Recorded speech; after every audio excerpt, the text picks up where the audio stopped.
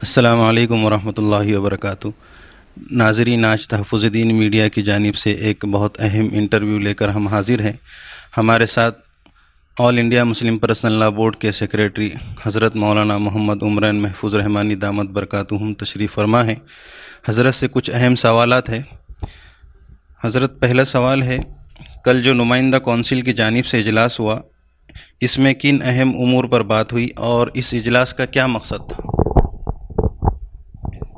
کل مہاراشٹر بھر کے لوگ اورنگ آباد میں جمع ہوئے، مختلف ضلعوں سے لوگ آئے تھے اور چند اہم موضوعات پر گفتگو ہوئی، جن میں سر فہرست ماب لنچنگ، NRC، UAPA، تعلیم کا بھگوا کرن اور مدارس اسلامیہ کو درپیش خطرات اور ان کے تحفظ کی کوششیں۔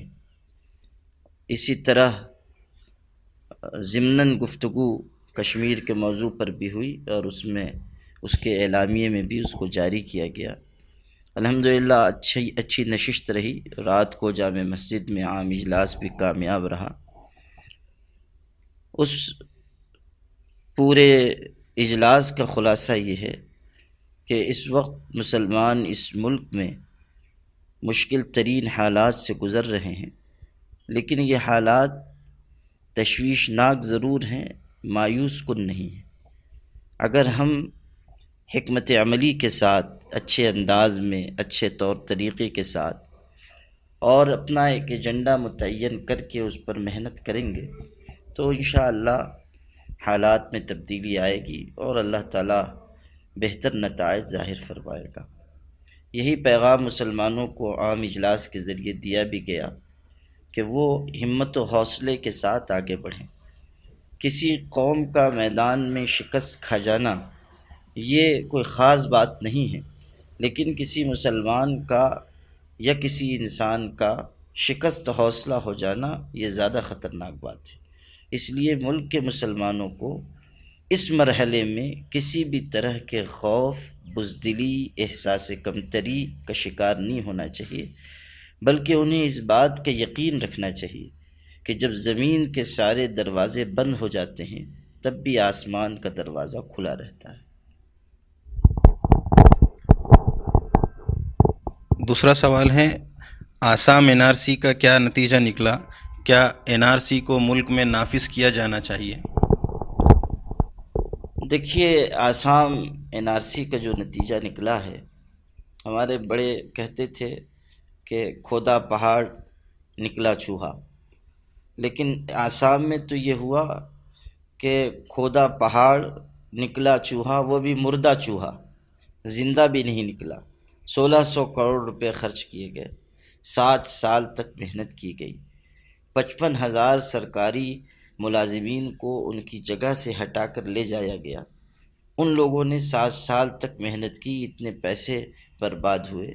اس کے بعد نتیجہ یہ نکلا کہ 19 لاکھ لوگ NRC سے باہر ہیں۔ NRC سے باہر ہونے کا مطلب یہ نہیں ہے کہ وہ غیر ملکی ہیں، مطلب یہ ہے کہ ان کا نام رجسٹر میں درج نہیں ہو سکا، اسپیلنگ مسٹیک ہے اور کچھ وجوہات ہیں، اور ابھی ان کے لیے موقع ہے، وہ کوشش کریں گے، ان کے نام آئیں گے۔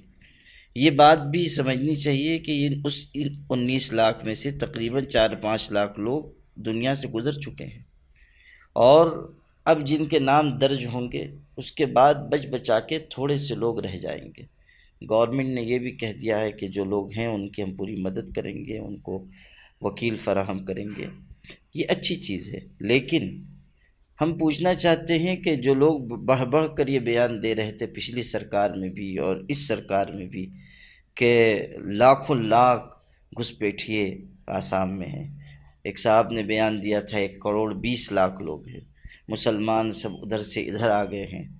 تو NRC کی جو اب تازہ پیش رفت ہوئی ہے وہ تو یہ بتا رہی ہے کہ یہ سب جھوٹ بولا گیا، پورے ملک کو دھوکہ دیا گیا۔ ان منتریوں کو، ان وزیروں کو پوری قوم سے، پورے ملک سے معافی مانگنی چاہیے۔ اپنے ملک کے باشندوں کو غیر ملکی ٹھہرانا یہ بدترین گالی ہے۔ اب اس تجربے سے فائدہ اٹھا کر حکومت کو یہ چاہیے کہ وہ ملک میں NRC نافذ کرنے کی کوشش نہ کرے۔ اس کا کوئی نتیجہ نہیں نکلنے والا، یہ ایک بدنما داغ ہوگا، اور اس کی وجہ سے انٹرنیشنل لیول پر ہمارے دیش کی بدنامی ہوگی۔ یہ کسی بھی مہذب ملک کا طریقہ نہیں ہونا چاہیے جو طریقہ اپنایا جا رہا ہے، اور مسلمانوں کو اس سے خوفزدہ بھی نہیں ہونا چاہیے۔ مان لیجیے اگر NRC نافذ بھی ہوتی ہے تو اس کا نتیجہ وہی ہوگا جو آسام میں نکلا ہے، لیکن اس کا یہ مطلب نہیں ہے کہ مسلمان بالکل مطمئن ہو جائیں۔ جو انہیں تیاری کرنی چاہیے ڈاکومنٹس کے لحاظ سے، انہیں ضرور کرنا چاہیے۔ ہمارے مسلم پرسنل لا بورڈ کے جنرل سیکریٹری حضرت مولانا ولی رحمانی صاحب نے باضابطہ اپیل جاری کی ہے، کاغذات کی فہرست دی ہے کہ اس کے مطابق مسلمان اپنے کاغذات کو ابھی سے درست کرانے کے لیے اور ووٹر لسٹ میں نام درج کرانے کے لیے بھرپور محنت کریں۔ میں گزارش کرتا ہوں تمام مسلمانوں کی تنظیموں، جماعتوں اور دیگر محنت سے کام کرنے والے کارکنان سے کہ وہ اپنے اپنے علاقوں میں اس کے سلسلے میں اویئرنیس پیدا کریں، بیداری لائیں، ائمہ جمعہ کی تقریروں میں اس پر بیان کریں، اور اس بات کی کوشش کی جائے کہ ہم جگہ جگہ سینٹر قائم کر کے کاغذات کی درستگی کو ایک مہم کے طور پر پورے ملک میں چلائیں۔ ایک سوال یہ ہے، موب لنچنگ کو روکنے کے لیے کیا تدبیر کرنے چاہیے؟ موب لنچنگ اس وقت کا برننگ ایشو ہے اور یہ بہت خطرناک معاملہ ہے۔ ہمارا یہ احساس ہے کہ یہ ایک طرح کا سیاسی قتل ہے، اور آپ مانیے یا نہ مانیے صورتحال یہ ہے کہ بھیڑ حملہ کرتی ہے اور پولیس تماشا دیکھتی ہے۔ صورتحال اتنی بگڑ چکی ہے کہ پہلو خان اور تبریز انصاری کو بھیڑ نے مارا، پوری دنیا جانتی ہے، ویڈیو وائرل ہو چکے ہیں۔ اس کے بعد رپورٹ دی جاتی ہے کہ ہارٹ اٹیک سے تبریز انصاری کی موت ہوئی ہے، پہلو خان کو بھیڑ نے نہیں مارا ہے۔ تو پھر یہ مرے کیسے؟ اپنے آپ یہ لوگ گر کر مر گئے، اور جو بھیڑ نے ان پر حملہ کیا تھا، وہ بھیڑ جو نظر آ رہی ہے وہ کن کی ہے؟ انسانوں کی ہے، جناتوں کی ہے؟ وہ کہاں گئے وہ سارے لوگ؟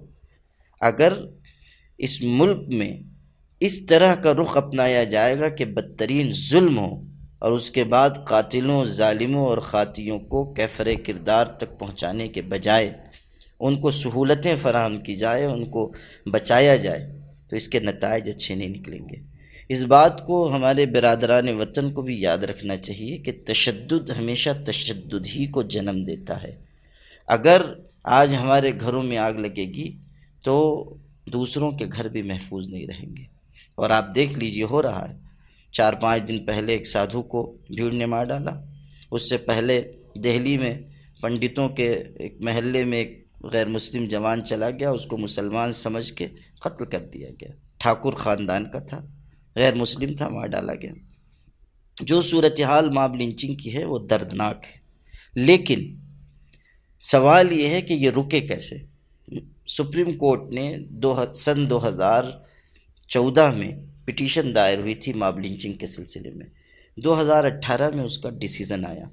سپریم کورٹ نے اس میں یہ گائیڈنس دی ہے، کل میں نے اجلاس میں اس کی کاپیاں بھی تقسیم کی، کہ SP رینک کا ایک آفیسر ہر ڈسٹرکٹ میں متعین کرے گورنمنٹ، اور جہاں جیسے ہی اس کو خبر ملے اس کا نمبر عام کیا جائے، جیسے اس کو خبر ملے وہ پہنچ کر واردات کو روکے۔ اگر نہیں روک پائے، خدا نخواستہ موب لنچنگ ہو جائے، قتل ہو جائے، تو اس کے بعد کی ہدایت یہ ہے کہ پولیس سخت FIR درج کرے اور مجرموں کو سزا دے، کڑی سے کڑی سزا دے، سپریم کورٹ نے یہ کہا ہے۔ تیسری بات یہ کہی ہے کہ اگر پولیس FIR درج نہ کرے تو پولیس پر کیس کیا جائے اور پولیس کے خلاف کارروائی کی جائے، لیکن سب سے معزز عدالت کے حکم پر بھی گورنمنٹ نے اب تک عمل نہیں کیا ہے۔ ہم لوگوں کو اور حقوق انسانی کی تنظیموں کو آبجیکشن لینا چاہیے کہ سپریم کورٹ نے اگر کوئی بات کہی ہے تو اس کو تو کم سے کم نافذ کیا جائے۔ دوسری بات یہ ہے کہ مسلمانوں کو بھی یہ سبق سیکھنا چاہیے کہ اگر موب لنچنگ کو روکنا ہے تو انہیں اپنے اندر ہمت پیدا کرنی ہوگی۔ اگر کوئی آدمی بھیڑ میں گھر گیا، اس کو مارا جا رہا ہے، تو قانون اس کو یہ سکھاتا ہے کہ وہ اپنا دفاع کرے، اور وہ بھرپور طریقے سے مقابلہ کرے۔ اور مسلمان کے لیے تو یہ سبق اس کے دین کا ہے کہ وہ ظلم نہ کرے، نہ ظلم کو سہے۔ ظلم کرنا بھی غلط، ظلم سہنا بھی غلط۔ ہمیں یہ سکھایا گیا ہے کہ ہم مظلوم کے ساتھ کھڑے ہوں اور ظالم کا ہاتھ روک دیں۔ تو اس کو یہ چاہیے کہ وہ اپنا دفاع کرے۔ مرنا برحق ہے، آج بھی مرنا ہے، کل بھی مرنا ہے۔ جو رات قبر میں آنے والی ہے وہ کبھی کائنات میں نہیں آ سکتی ہے۔ تو جب مرنا ٹھہرا تو اللہ کے نام پر دفاع کرتے ہوئے مر جائے۔ سامنے والوں کے اوپر بھی اگر حملہ ہوگا تو ان کو خطرہ محسوس ہوگا کہ ہم جان لے سکتے ہیں تو کوئی ہماری بھی جان لے سکتا ہے۔ یہ اس لیے میں نہیں کہہ رہا ہوں کہ مسلمان کسی نہتے پر حملہ کریں، ہرگز نہیں۔ اگر کسی جانور کو بھی کوئی شخص تکلیف پہنچاتا ہے تو یہ غلط ہے، لیکن اگر آپ پر حملہ ہو رہا ہے تو یہ نہیں سکھایا جائے گا کہ آپ ہاتھ باندھ کے بیٹھے رہیں۔ آپ بھی اپنے بچاؤ کی تدبیر کریں۔ یہ قانون، اخلاق، مردانگی سب کا تقاضا ہے کہ آدمی مقابلہ کرے۔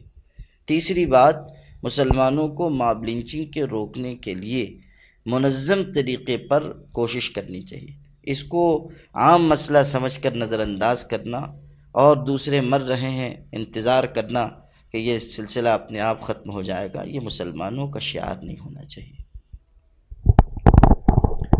بابری مسجد کا کیس مسلم پرسنل لا بورڈ سپریم کورٹ میں لڑ رہا ہے، اس کے تعلق سے کچھ بتائیں۔ بابری مسجد کا مسئلہ بھی بڑا اہم مسئلہ ہے اور اب یہ معاملہ سپریم کورٹ میں ہے۔ یہ ٹائٹل سوٹ کا مقدمہ ہے، یعنی زمین کس کی ہے، اور اب ہوتے ہوتے یہ سپریم کورٹ میں پہنچا۔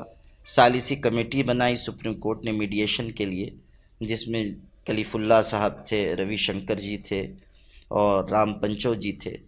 وہ میڈیشن بھی کامیاب نہیں ہو سکا، اور اس کی وجہ ہے کہ مصالحت میں یہ ہوتا ہے کہ دونوں فریق کچھ آگے بڑھتے ہیں اور اپنا کچھ حق چھوڑتے ہیں، پھر آپس میں کچھ مصالحت ہو سکتی ہے۔ یہ کبھی نہیں ہوگا کہ آپ صرف ایک پارٹی سے کہیں کہ آپ اپنا حق چھوڑ دیجئے اور دوسری پارٹی جو چاہے وہ اپنا کرتی رہے۔ میڈیشن ناکامیاب ہو گیا۔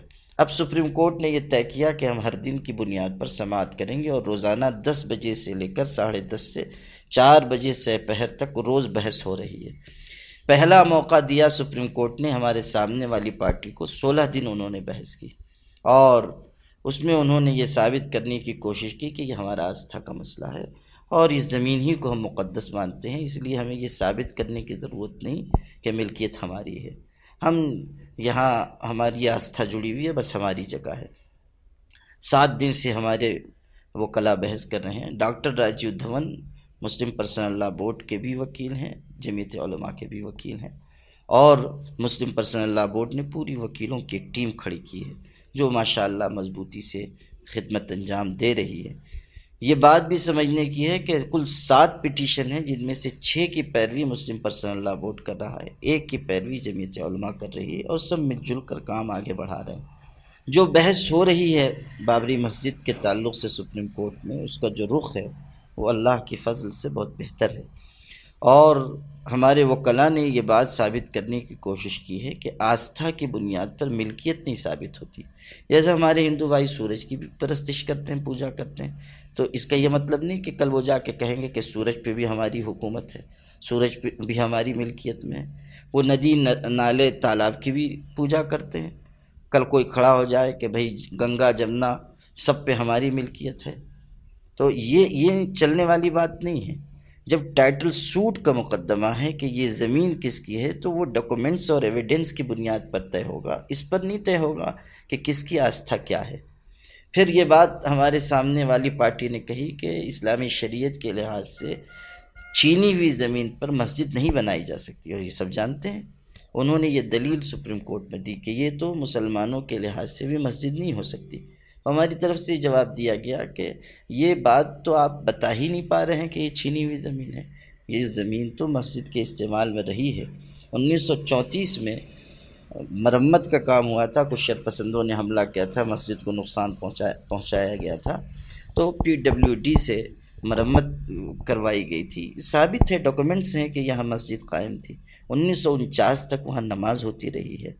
یہ ساری باتیں سامنے لائی جا رہی ہیں کورٹ کے، اور جو دستاویزات کی بنیاد پر گفتگو ہو سکتی ہے وہ الحمدللہ چل رہی ہے، اور ہمیں امید ہے کہ اچھا نتیجہ آئے گا انشاءاللہ۔ بابری مسجد کے کیس کے تعلق سے جو تاریخ طے ہوئی تھی کیا وہی ہے یا اس میں کچھ تبدیلیاں ہیں؟ نہیں، وہ اندازہ ہے کہ نومبر کی 15-16 تک کوئی فیصلہ آ سکتا ہے، لیکن یہ کوئی طے شدہ نہیں ہے، اس لیے کہ جب تک بحث مکمل نہیں ہوگی، ججز فیصلہ نہیں لکھیں گے، ہم نہیں کہہ سکتے کہ فلاں تاریخ پر فیصلہ ہو جائے گا۔ تو ابھی معاملہ چل رہا ہے، دیکھیے اب کیا نتیجہ آتا ہے، کب نتیجہ آتا ہے، کب فیصلہ ظاہر ہوتا ہے۔ ایک اندازہ کیا جا سکتا ہے کہ اتنی مدت تک فیصلہ آ سکتا ہے۔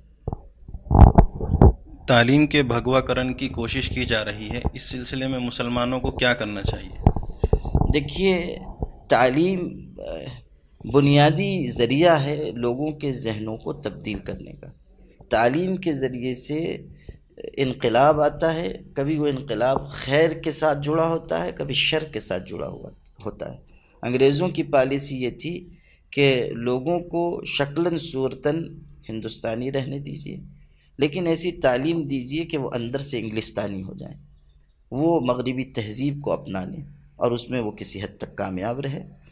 اب یہ فارمولہ اس ملک میں اب کیا پہلے سے اختیار کیا گیا ہے کہ تعلیم کو ایسا رخ دیا جائے کہ جس کی وجہ سے ایسے بچے تیار ہوں جو غلط تاریخ کو صحیح سمجھنے والے ہوں، غلط رخ پر جانے والے ہوں۔ جو نئی ایجوکیشن پالیسی آئی ہے اس میں بھی ایسے اندیشے، ایسے خطرات موجود ہیں۔ مسلمانوں کو یہ چاہیے کہ وہ اس ملک میں اگر اپنی نسلوں کو بچانا چاہتے ہیں تو وہ اپنے تعلیمی ادارے قائم کریں، اپنا نظام، اپنا نصاب تعلیم تیار کریں، اور عصری اور دینی تعلیم کے امتزاج کے ساتھ ایسے ماہرین تعلیم پیدا کریں جو اندر سے دیندار ہوں۔ مسلمانوں کی بہت بڑی ضرورت اس ملک میں یہ ہے کہ مسلمان تعلیم یافتہ افراد کی کثرت ہو۔ ہمارا یہ ماننا ہے کہ جہاں بارش نہیں ہوتی وہاں کی فصلیں خراب ہو جاتی ہیں، اور جہاں اچھی تعلیم نہیں ہوتی وہاں نسلیں خراب ہو جاتی ہیں۔ اگر ہم اپنی نسلوں کو بچانا چاہتے ہیں تو تعلیم کے میدان میں مسلمانوں کو آگے آنا ہوگا اور اپنا سرمایہ تعلیم پر خرچ کرنا ہوگا۔ اس کے لیے محنت اور کوشش مسلمانوں کو کرنی ہوگی۔ کشمیر میں ہو رہے ظلم کے تعلق سے آپ کا کیا خیال ہے؟ جو کچھ ہو رہا ہے کشمیر میں وہ جمہوریت اور انسانیت دونوں کا قتل ہے۔ یہ جانے دیجئے کیا وجوہات پیدا ہوئی، کیا مسائل پیدا ہوئے، لیکن جو صورتحال ہے وہ ناگفتہ بھی ہے۔ BBC وغیرہ سے جو خبریں پہنچ رہی ہیں وہ ایسے ظلم کی خبریں ہیں کہ جس پر خاموش نہیں رہا جا سکتا۔ گورنمنٹ کو چاہیے کہ اگر وہ کشمیر کو اپنا حصہ بتاتی ہے تو وہاں کے لوگوں کو بھی اپنائے، اور ایسی زیادتی نہ کرے جس کی وجہ سے لوگوں میں بد امنی کا احساس پیدا ہو۔ جب اپنائیت ظاہر کی جاتی ہے تو اچھے نتائج نکلتے ہیں، اور جب ظلم کیا جاتا ہے تو مہلک اور بھیانک نتائج سامنے آتے ہیں۔ اس لیے ہمارا یہ مشورہ ہے کہ گورنمنٹ اس طرف توجہ دے اور وہ اپنے رخ کو صحیح کرے۔ حالانکہ گورنمنٹ یہ کہہ رہی ہے کہ وہاں سب صحیح ہے، لیکن ہم محسوس کر رہے ہیں اور جو خبریں پہنچ رہی ہیں وہ بتا رہی ہیں کہ سب صحیح نہیں۔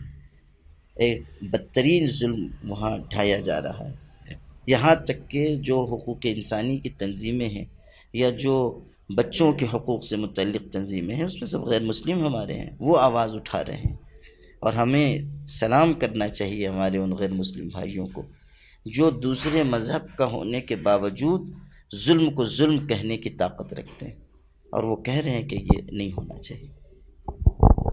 مسلمانوں کو اس ملک میں باعزت زندگی گزارنے کے لیے کیا اقدامات کرنے چاہیے؟ دیکھیے، سب سے پہلی اور بنیادی بات تو یہ ہے کہ اللہ کے دین کی طرف رجوع ہو اور اندر سے دینداری پیدا کی جائے۔ دیندار یا دینداری کا لفظ جب استعمال کیا جاتا ہے تو عام طریقے پر چند ظاہری چیزیں، کرتا پجامہ، ٹوپی، تسبیح، نماز، اس کا تصور ابھرتا ہے۔ اسلام صرف عبادت کا دین نہیں ہے، اسلام نے یہ سکھایا ہے کہ ماں کی گود سے لے کے قبر کے آغوش تک جتنے مرحلے ہیں ان سب کو اللہ کی مرضی اور مزاج نبوت کے مطابق انجام دیا جائے تو ایک کامل مسلمان کی تصویر ابھرے گی۔ اس میں عبادات بھی ہیں، معاملات بھی ہیں، اخلاق بھی ہیں، معاشرت بھی ہے، عقائد بھی ہیں۔ ان سب چیزوں کو درست کر کے ایک بہترین سمت سفر متعین کرنا مسلمان کا شیوا اور شعار ہونا چاہیے۔ اگر ہم اندر کی دینداری کی بات کر رہے ہیں تو اس سے مراد کامل مسلمان ہونا ہے، ظاہری مسلمان ہونا نہیں۔ ایک چیز، ہر چیز کے ساتھ دو پہلو ہوتے ہیں، ایک صورت اور ایک حقیقت۔ اگر صورت کا پہلو لے لیا جائے گا اور حقیقت کا پہلو چھوڑ دیا جائے گا تو یہ نقصان ہے۔ اکثریت مسلمانوں کی وہ ہے جو صورتاً مسلمان ہیں، حقیقتاً مسلمان نہیں ہیں۔ تو بہترین ہماری کوششیں اس پر خرچ ہونی چاہیے کہ صورت اور حقیقت دونوں کے اعتبار سے مسلمان بہترین بنے اور اندر سے وہ مسلمان ہوں۔ حضرت عمر ابن عبدالعزیز کہتے تھے کہ ہمارا غلبہ ہمارے دشمنوں پر فوج، لشکر اور سپاہ کی وجہ سے نہیں ہے، خدا کی مدد اور نصرت کی بنیاد پر ہے، اور یہ مدد و نصرت اچھے اعمال، اچھے اخلاق کے بغیر حاصل نہیں ہو سکتی۔ دوسرے، تعلیم کے میدان میں ہمیں آگے بڑھنا چاہیے، دینی اور عصری دونوں تعلیم میں مسلمانوں کو آگے بڑھانے کا ایجنڈا طے کرنا چاہیے۔ تیسری بات، معاشی نظام مسلمانوں کا مستحکم کرنا چاہیے، معاش میں مسلمان آگے آئیں، تجارت میں آگے آئیں اور بہترین کاروبار کریں اور اللہ کے راستے میں اور مصارف خیر پر بھی خرچ کریں۔ ہمارے ایک بزرگ فرماتے تھے کہ میرا دل یہ چاہتا ہے کہ جس مسلم آبادی میں بھی ہم چاہیں وہاں مسجدوں کے میناروں کے ساتھ ساتھ کارخانوں کی چمنیاں نظر آئیں، یعنی مسلمان تجارت میں آگے بڑھیں۔ حضرت صلی اللہ علیہ وسلم نے بھی فرمایا ہے کہ 9 حصے رزق کے، روزی کی تجارت میں، 1 حصہ روزی کا دیگر ذرائع میں۔ مسلمانوں نے تجارت کا میدان چھوڑ دیا، وہ ملازمت کو پسند کرتے ہیں، وہ ایسی جگہوں پر جا رہے ہیں جہاں ان کا مستقبل سوائے اس کے کچھ نہیں ہے کہ ان کی تنخواہ میں ہر سال چند ہزار روپے کا اضافہ ہو جائے۔ بس مسلمانوں کو تجارت میں کی طرف جانا چاہیے اور تجارت کے ذریعے، بہترین معاش کے ذریعے اس ملک کے مسلمانوں کو اپنے اندر مضبوطی لانی چاہیے۔ جب تک اس طرح کے ایجنڈوں پر ہم مستقل محنت نہیں کریں گے اس وقت تک اس ملک میں باعزت طریقے سے زندگی گزارنے کے مواقع مسلمانوں کے لیے نہیں رہیں گے۔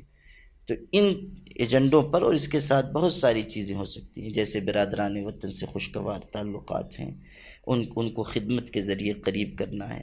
ہمارے سامنے ایسی قوم ہے کہ جو دودھ دینے والی گائے کو بھی معبود کا درجہ دیتی ہے، یعنی جہاں سے نفع ملتا ہے وہ اتنے احسان مند ہوتے ہیں کہ اس کو معبود بنا لیتے ہیں، دیوتا مان لیتے ہیں، دیوی مان لیتے ہیں۔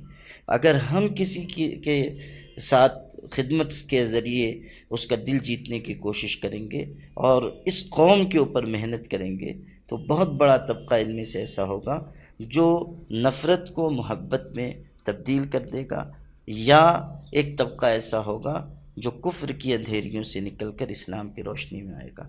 تو اس رخ پر مسلمانوں کو توجہ دلانے کی اور کام کرنے کی، خدمت انجام دینے کی ضرورت ہے۔ ایک طرف ہم کوشش کریں کہ مسلمان اپنے آپ کی اصلاح کریں۔ کسی نے کہا تھا کہ جس معاشرے میں سب کچھ چلتا ہے وہ معاشرہ کبھی نہیں چلتا۔ اگر ہمارا معاشرہ اسی طرح خرابیوں اور خامیوں اور بگاڑ کے ساتھ آگے بڑھے گا تو معاشرہ آگے نہیں بڑھ سکے گا، اور اگر ہم اپنی غلطیوں کی اصلاح کرنے کے لیے آمادہ نہیں ہوں گے تو نتائج اچھے نہیں نکلیں گے۔ پھر تعلیم اور معاش اور خدمت بہت بڑا میدان کام کرنے کا ہے۔ ان ایجنڈوں پر مسلمانوں کو محنت کے ساتھ، خاموشی کے ساتھ، اخلاص کے ساتھ، پوری توجہ کے ساتھ اگلے 20 برسوں میں کام کرنا چاہیے۔ ہمارے بڑوں نے کہا تھا، خلوص کا کام کبھی نہیں رکتا، نمائش کا کام سدا نہیں چلتا۔ ہم اپنے کاموں میں اگر خلوص پیدا کریں گے تو اللہ تعالیٰ کامیابی اور فتح و نصرت سے ہم کنار کرے گا۔ یہ چند باتیں ہو سکتی ہیں جن پر مسلمان آگے بڑھ سکتے ہیں۔ حضرت آخری سوال ہے، اس وقت آپ جو ہے تو سرزمین اورنگ آباد پر موجود ہیں، اس موقع پر جو ہے تو ایک سوال اہم ہے کہ ان دنوں جو ہے تو حضرت اورنگزیب رحمۃ اللہ علیہ کو ایک ظالم حکمراں کے طور پر پیش کیا جا رہا ہے، اس سلسلے میں آپ کا کیا خیال ہے؟ اورنگ آباد کی سرزمین منسوب ہے حضرت اورنگزیب عالمگیر رحمۃ اللہ علیہ سے۔ حضرت اورنگزیب عالمگیر رحمۃ اللہ علیہ مغلیہ تاجدار تھے، اور ان کی صرف یہ حیثیت نہیں ہے کہ وہ بادشاہ تھے، ان کی حیثیت یہ بھی ہے کہ وہ بہت بڑے عالم تھے اور اللہ کے ولی تھے۔ انہوں نے عدل و انصاف کا بڑا اونچا معیار قائم کر کے دکھایا۔ علی طنطاوی جو مشہور ادیب گزرے ہیں، انہوں نے جو مضمون لکھا حضرت اورنگزیب پر، اس میں ان کو چھٹا خلیفہ راشد کہا۔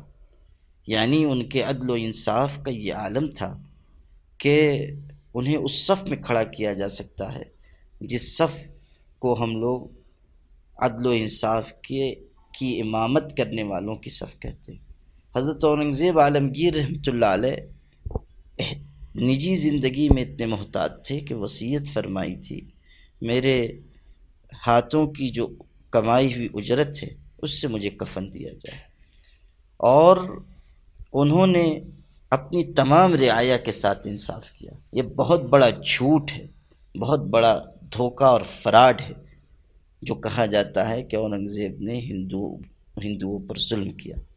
خود ہندو مورخین نے اس کی تردید کی ہے۔ کتنے مندر ایسے ہیں جن کے پاس جو جگہیں ہیں وہ حضرت اورنگزیب کی طرف سے ان کو دی گئی ہیں۔ انہوں نے اپنی ساری رعایا کو ایک نظر سے دیکھا۔ اسلام کی نگاہ میں عادل شخص وہ نہیں ہوتا جو مسلمان کے ساتھ صرف عدل کرے، عادل اس کو کہتے ہیں جو ہر ایک کے ساتھ انصاف کا معاملہ کرے۔ اسلام نے کبھی یہ نہیں سکھایا کہ اگر عدل مسلمان کے ساتھ کیا جا رہا ہے انصاف تو وہ عدل ہے، اور اگر کسی کے ساتھ ظلم بھی کیا جا رہا ہے تو وہ عدل ہے۔ اسلام یہ نہیں سکھاتا۔ اورنگزیب رحمۃ اللہ علیہ نے اپنے زمانے میں لاکھوں ہندوؤں کے دلوں پر حکمرانی کی ہے، اور اس شخص کی حالت یہ ہے کہ 50 سال سے زائد عرصہ انہوں نے جسموں پر حکومت کی، اور آج ان کی کچی قبر کروڑوں دلوں پر حکومت کر رہی ہے۔ جو جھوٹ پھیلایا جا رہا ہے اس کا پردہ ہمیں چاک کرنا چاہیے، اور ہمیں صاف کہنا چاہیے کہ میڈیا اگر کسی چیز کو غلط قرار دیتا ہے تو اس سے حقائق بدلتے نہیں ہیں۔ میڈیا کے ذریعے سیاہ کو سفید اور سفید کو سیاہ کیا جا رہا ہے، یہ بالکل ٹھیک ہے، لیکن اس سے رات کی سیاہی اور دن کا اجالا بدلا نہیں جا سکتا۔ جو سچائی ہے وہ اپنی جگہ رہے گی۔ حضرت اورنگزیب عالمگیر رحمۃ اللہ علیہ کے بارے میں یہ بھی کہا جاتا ہے کہ وہ محاذ جنگ پر رہے اور اس کی وجہ سے اپنے بچوں کی وہ تربیت نہیں کر پائے اور اچھے حکمراں وہ ثابت نہیں ہوئے۔ یہ بات بھی بہت کمزور ہے۔ اولاد کی نالائقی باپ کی عظمت کو کم نہیں کرتی ہے۔ ہو سکتا ہے کہ اچھی تربیت محنت کے باوجود اولاد ناخلف نکل جائے۔ ہم قرآن میں پڑھتے ہیں پیغمبر کی اولاد کنعان وہ نالائق نکل گیا، اور قرآن نے کہہ دیا انہ لیس من اہلک، وہ تمہارے خاندان کا نہیں ہے، حالانکہ نسبی رشتہ قائم ہے۔ کیا اولاد کی نالائقی کی وجہ سے کوئی یہ کہہ سکتا ہے کہ حضرت نوح کی تربیت میں الیاذ باللہ کوئی کمی تھی؟ ہرگز نہیں۔ تربیت اپنی جگہ، لیکن اللہ کا ایک فیصلہ تھا، اس کے مطابق ہوا جو ہونا تھا۔ حضرت اورنگزیب نے بھی جو محنت کی ہے اور جو کوششیں کی ہیں، جو عدل و انصاف کا معیار قائم کیا ہے، جو انہوں نے اپنی رعایا کو سہولتیں پہنچائی ہیں، بے مثال چیز ہے۔ اب اگر کوئی کالی عینک لگا کر ان کے سفید کارناموں کو بھی سیاہ دیکھتا ہے تو یہ اس کی غلطی ہے، حضرت اورنگزیب کا کوئی قصور نہیں۔ جزاک اللہ خیر۔ ہے ہند میں انوکھا مرکز تحفظ دین، یہ دین کا ترجمہ ہے مرکز تحفظ دین۔